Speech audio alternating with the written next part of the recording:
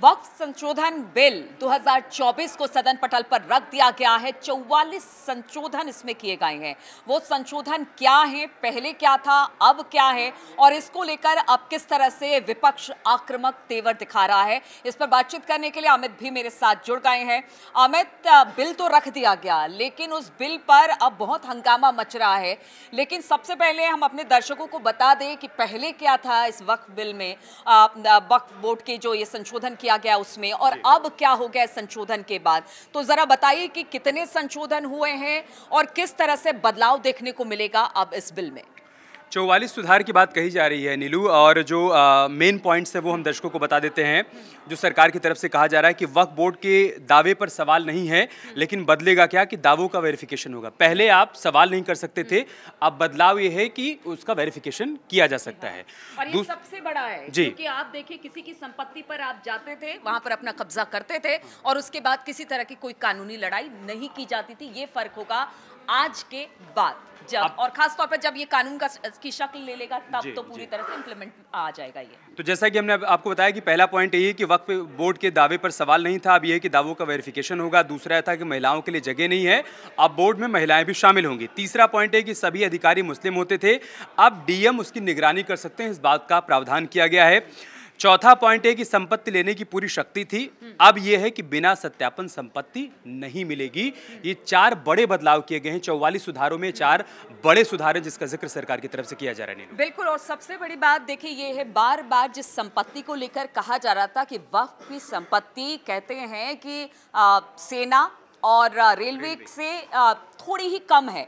और ये कैसे हुआ? जब पहले था इसकी संपत्ति कम थी, लेकिन धीरे धीरे 2013 के बाद जब वक्फ संशोधन बिल लाया गया था, उसमें कुछ अमेंडमेंट किया गया था, सुधार किए गए थे, तो कहा जाता है कि अनलिमिटेड अधिकार दे दिए गए थे वक्फ बोर्ड पर। इसमें कहा गया था कि जब भी वो चाहे किसी जमीन को अपने नाम कर सकती है और इस जमीन को अपने नाम करने के बाद कोई कानूनी लड़ाई नहीं होगी। यानी कि एक बार अगर वक्फ ने कह दिया कि हमारी जमीन है तो किसी तरह की कोई सुनवाई कहीं नहीं होगी। ये बड़ी बात है और वक्त की डिमांड भी थी इस चीज को लेकर अमित, और वो आज इस संशोधन में रखा गया है।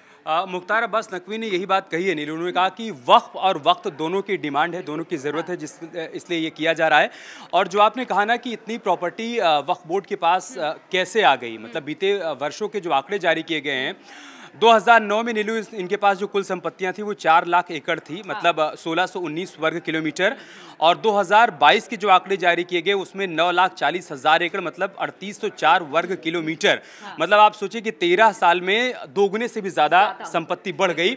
अब सवाल ये खड़ा हो रहा है, अभी थोड़ी देर पहले मैं इस पर डिबेट भी कर रहा था नीलू, तो शादाब शम्स जो कि उत्तराखंड वक्फ बोर्ड के चेयरमैन हैं, उन्होंने कहा कि संपत्तियां तो बढ़ रही हैं लेकिन जो दीनहीन हैं, जो मुसलमानों में जिनकी स्थिति बहुत ज़्यादा खराब है, जिनके कल्याण की बात कही गई थी इन संपत्तियों के जरिए, उनका कल्याण नहीं हो रहा है। जो कुर्सी पर बैठे हैं वो अपना कल्याण कर रहे हैं और अपने जरिए अपने लोगों का कल्याण कर रहे हैं। बिल्कुल, और इसके उदाहरण भी कई हैं। कई ऐसे मुस्लिम नेता हैं, खासतौर पर ओवैसी का नाम भी इसमें निकलकर सामने आ रहा है कि हैदराबाद में उन्होंने लीज की जमीन ली, वक्फ की, और कहा जाता है कि बहुत सालों से ली गई है। इसका भी एक टाइम ड्यूरेशन होता है कि आप कितने दिनों तक वक्फ की संपत्ति को लीज पर ले सकते हैं। ऐसे कई ऐसे नाम हैं जो निकलकर सामने आ रहे हैं। इसलिए कहा जा रहा है कि जिस पर्पस के साथ वक्फ बोर्ड को बनाया गया था, यानी कहा यह गया था कि मुस्लिमों के कल्याण के लिए बोर्ड बनाया गया है, उनके लिए एक ट्रस्ट बनाया गया है जिससे उनका कल्याण हो, लेकिन कल्याण उनका गरीबों का नहीं हो रहा है, बल्कि कल्याण हो रहा है बड़े बड़े मुस्लिम नेताओं का, बड़े बड़े मुस्लिम लोगों का।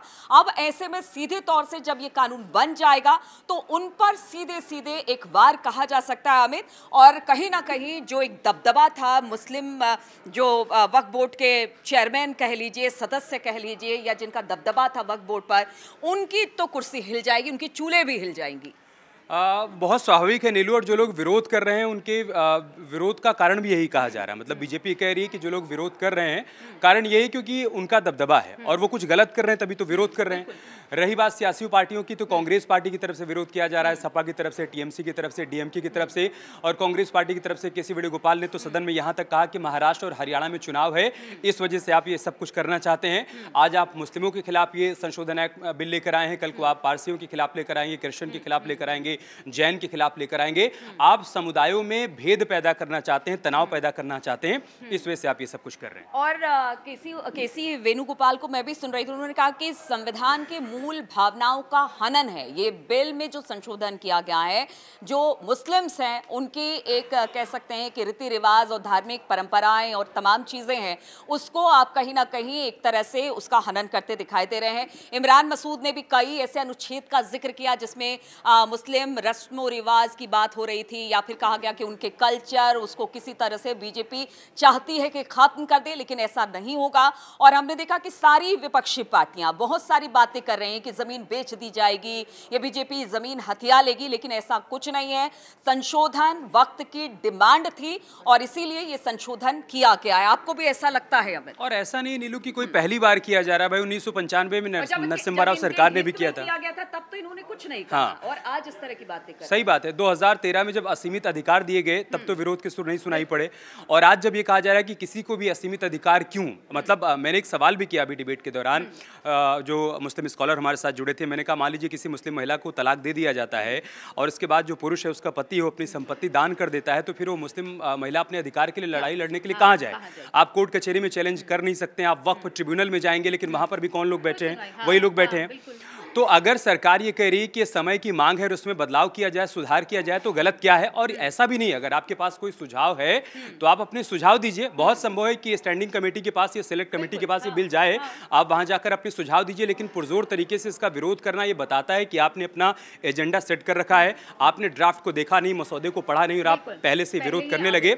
इसका मतलब है कि आपका माइंडसेट था कि ये बिल आएगा और इसका हमें विरोध करना है। बिल्कुल, तो देखिए विरोध करना ही एकमात्र उद्देश्य है इनका, लेकिन अभी चूंकि इसमें बहुत गुंजाइश है, जैसा अमित ने भी कहा, कोई विपक्ष का सुझाव है वो सुझाव दे, अगर लगता है स्टैंडिंग कमेटी में से भेजा जाना है तो भेजा जाए। लेकिन सबसे बड़ी बात है कि अब मुस्लिम समुदाय के अंदर से भी ये बातें उठने लगी हैं कि देखिए ये मुस्लिमों की भलाई के लिए संशोधन जरूरी था। एक तबका जो वक्फ बोर्ड के बड़े ओहदे पर बैठा हुआ था वो और बड़ा होता चला गया, वो और अमीर होता चला गया, गरीबों के कल्याण के लिए वक्फ बोर्ड ने कुछ नहीं किया। तो ये समय की मांग है, अगर वक्फ बोर्ड को सही से चलाना है तो उसमें संशोधन करना पड़ेगा, ताकि जिनकी जिस भी तरह से जमीन हथिया ली जाती है वो जमीन ना हथिया जाए। अंदर खाने भी मुस्लिम समुदाय से भी इस तरह की बात, धर्मगुरुओं को भी हमने सुना, जो बहुत बड़े स्कॉलर हैं वो भी कह रहे हैं कि समय की मांग है। अमित देखिए नीलू, एक तो ऐसा नहीं है, जब ये ड्राफ्ट तैयार किया जा रहा था वक्फ बोर्ड के तमाम सदस्यों से रायशुमारी की गई है, जो पूर्व सदस्य रहे उनसे भी रायशुमारी की गई है, और शादाब शम्स जिसका जिक्र आप कर रही हैं, लूट खसूट का जिक्र, वो जो कि उत्तराखंड वक्फ बोर्ड के चेयरमैन हैं, वो इस बात को स्वीकार कर रहे हैं कि लूट का अड्डा बना हुआ है वक्फ बोर्ड। मतलब उन्होंने कहा कि तमाम राज्यों में यही चल रहा है, और अगर सब कुछ चंगा है तो फिर उन्होंने कहा कि जिस दीनहीन के भले के लिए इस वक्फ बोर्ड का गठन किया गया था, फिर उनकी स्थिति आज ऐसी क्यों है? ये सवाल उनकी तरफ से किया जा रहा है। मतलब जब वक्फ बोर्ड का चेयरमैन, मौजूदा चेयरमैन ये मान रहा है कि लूट का अड्डा बना हुआ है और उसमें सुधार होना चाहिए, बदलाव होना चाहिए, तो फिर विरोध का आधार क्या है वो आपको बताना होगा। सिर्फ इसलिए नहीं कि आप विपक्ष में हैं इसलिए आप विरोध कर रहे हैं, बल्कि अगर उसके पीछे कोई आधार है, आपका कोई सुझाव है, तो आप वो भी बताइए। सिर्फ इतना कहने भर से काम नहीं चलने जा रहा है कि महाराष्ट्र में, हरियाणा में चुनाव है तो इस वजह से आप ये बिल लेकर आए हैं। चुनाव तो हर साल कहीं ना कहीं देश में होते रहते हैं। बिल्कुल, हर जगह चुनाव होते रहते हैं। अब ऐसे में सवाल यही उठता है कि बिल तो रख दिया केंद्र सरकार ने, अब इस बिल का क्या होगा? संशोधन के बाद क्या स्टैंडिंग कमेटी को भेजा जाएगा या बिना किसी इसके इसे पास आगे करा लिया जाएगा? इस पर हमारी नजर बनी रहेगी, इस पर लगातार अपडेट हम आपको देते रहेंगे।